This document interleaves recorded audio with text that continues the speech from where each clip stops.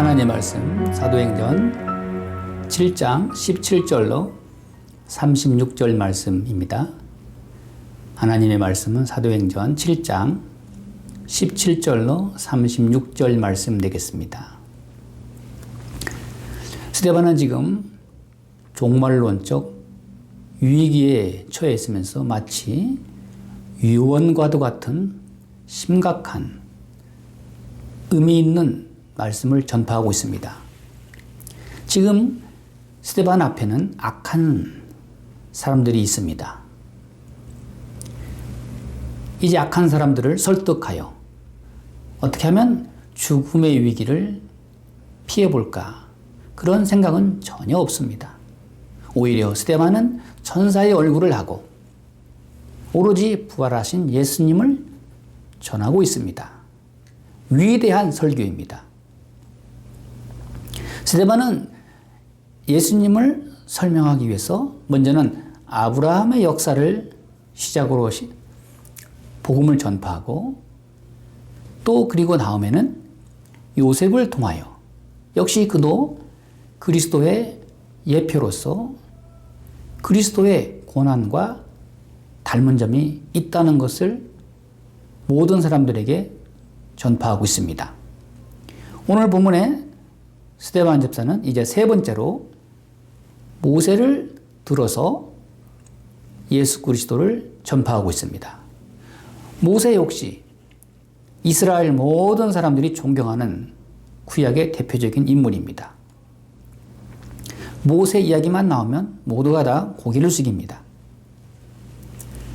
모세의 경우도 역시 그리스도와 공통점이 있습니다. 오늘 말씀에 사도행전 7장 37절 말씀에 이스라엘 자손에 대하여 하나님이 너희 형제 가운데서 나와 같은 선지자를 세우리라 하던 자가 곧 이 모세라. 모세에 얽힌 그 출생과 그 삶의 여정을 보면서 스데반은 예수 그리스도를 증거하고 있습니다. 어떤 공통점이 있을까요? 첫째, 애굽의 이스라엘을 생각하게 됩니다. 애굽 노예 생활 430년, 이스라엘은 애굽의 노예 430년의 세월을 지나가면서 그들의 히브리 말도 잊어버릴 정도로 그들의 선민의식을 다 잊어버렸습니다. 또한 자유가 없기 때문에 그 어떤 소망도 없습니다. 노예로 430년을 살았으니 구원의 여망이 완전히 없어진 것입니다. 그럴 때 34절 말씀에 하나님은 우리에게 말씀하시기를 내 백성이 애굽에서 괴로움 받음을 내가 확실히 보고 그 탄식하는 소리를 듣고 그들을 구원하려고 내려왔노니 이제 내가 너를 애굽으로 보내리라. 저들을 하나님께서는 잊지 않으시고 영원히 버리지 않으시고 이제 하나님께서는 이스라엘을 구원하십니다.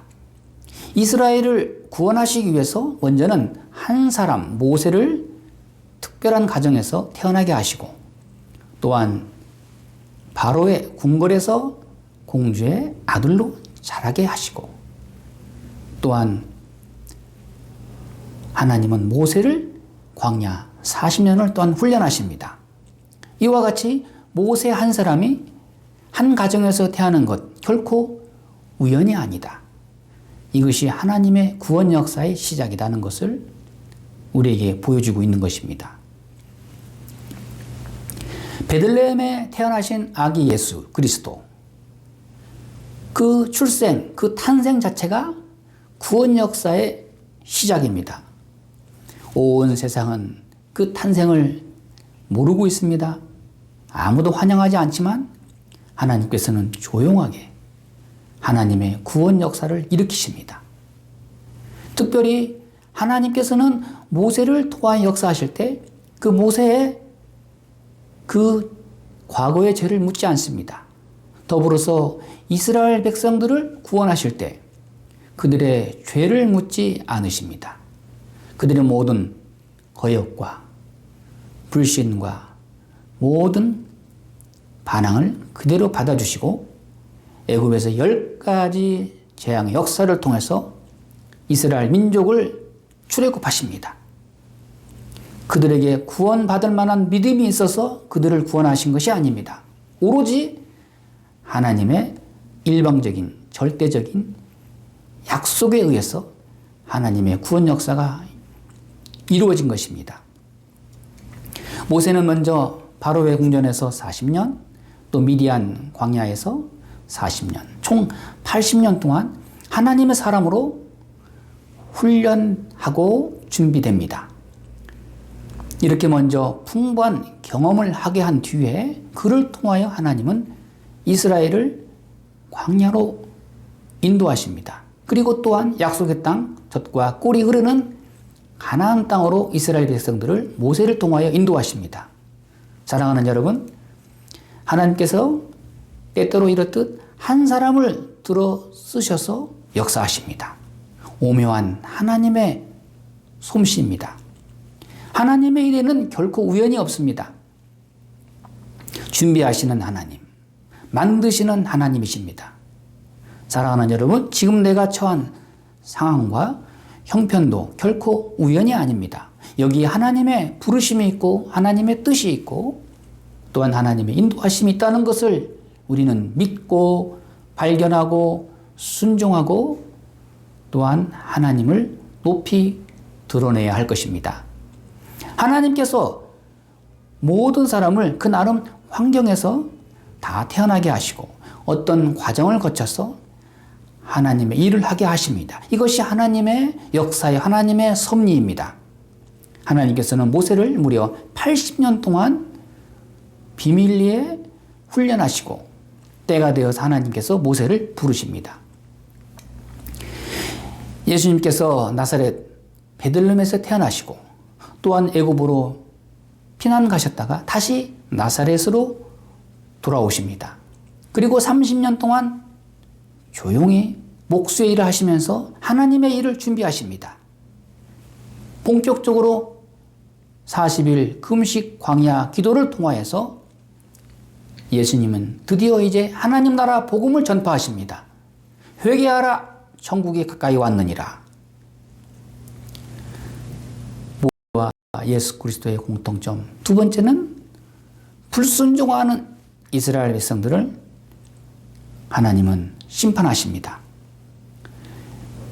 이스라엘 백성들을 인도하는 모세를 백성들은 불평합니다. 원망합니다. 따라주지 않습니다. 또 모세를 죽이겠다고 반역합니다. 그에 따른 응당한 보응을 그들은 받게 됩니다. 그럼에도 하나님께서는 이스라엘 백성들을 가나안 땅으로 인도하십니다. 오늘 본문의 말씀에 보시는 대로 모세는 한때 하나님의 부름이 나한테 있다. 나는 하나님의 구원을 위해서 태어난 사람이다. 스스로 인정하고 자기 땅 이스라엘 백성을 애굽에서 구원하여 내겠다고 그렇게 결심을 한 나머지 애굽 사람을 맨손으로 때려 죽이는 죄악을 저지릅니다. 이 일 때문에 결국 모세는 광야로 내쫓기게 됩니다. 사랑하는 여러분, 하나님의 일을 함에 있어서 아무 때나 할 수 있는 것이 아닙니다. 때와 시기를 우리가 분별해야 합니다. 또한 하나님께서 허락하셔야 합니다. 한때 모세는 하나님의 때를 기다리지 못하고 자기의 인본적 그런 의식과 자기의 결심으로 일을 하다가 그만 실패하고 말았습니다. 셋째는 모세와 예수 그리스도의 공통점은 하나님의 소명에 있습니다. 모세는 80년 동안 많은 경험과 훈련을 쌓았습니다. 다 준비되었습니다. 그러나 그것만으로는 충분하지 않습니다. 하나님의 부르심이 있어야 합니다. 오늘 말씀에 내 발에 신을 벗으라. 하나님께서는 광야에서 양을 치는 모세를 부르십니다. 신을 벗으라. 과거를 벗어버려라. 과거에 매이지 말라. 가서 내 백성을 구원하라.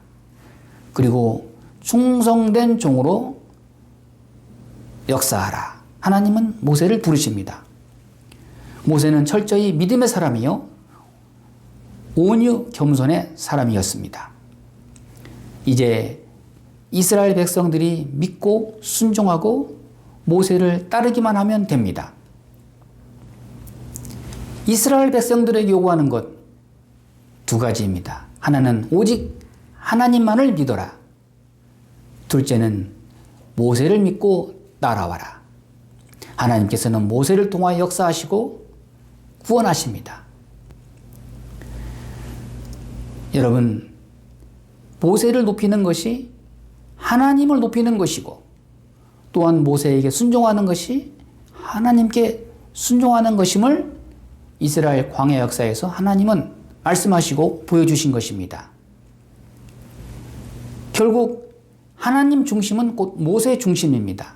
하나님께서는 모세를 통하여 역사하셨듯이 오늘 또 예수 그리스도를 통하여 구원 역사를 오늘 또 이뤄 가십니다.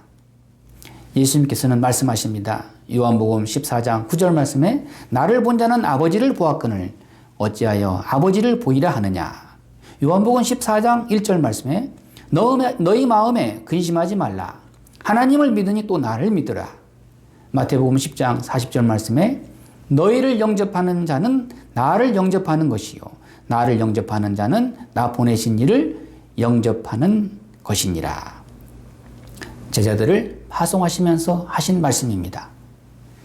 이스라엘 백성들은 이제 광야 40년 동안 모세를 따라야 되는데 모세를 따르지 않고 불순종하고 또 모세를 대항합니다. 결국 그들은 광야에서 다 죽임을 당합니다.